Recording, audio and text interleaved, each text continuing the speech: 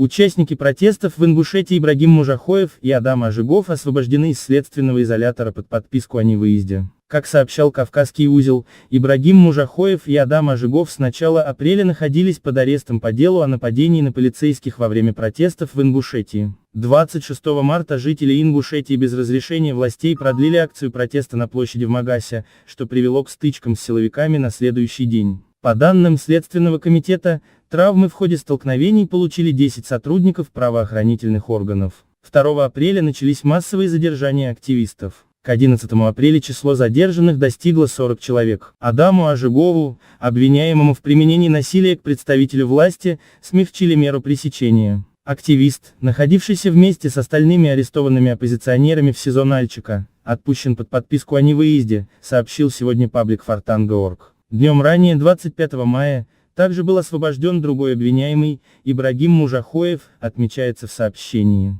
Об освобождении Мужахоева под подписку о невыезде вечером 25 мая сообщил адвокат Калай Ахильгов. Одного из арестованных по митинговому делу освободили, написал он в своем твиттер. Ахильгов опубликовал часть постановления об освобождении Мужахоева, документ подписан старшим следователем по особо важным делам. Согласно постановлению, активиста арестовали в связи с тем, что он может оказать давление и угрожать потерпевшим и свидетелям по уголовному делу, сфальсифицировать и уничтожить доказательства или иным способом воспрепятствовать следствию. Учитывая, что в настоящее время изменились обстоятельства, послужившие основанием для избрания меры пресечения в виде заключения под стражу в отношении Мужахоева, меру пресечения следует изменить на более мягкую, говорится в документе. Кавказский узел писал, что 23 мая Нальчикский городской суд постановил на 4 месяца продлить срок содержания под стражей Багаудину Хаутьеву и еще 4 участников протестов в Магасе.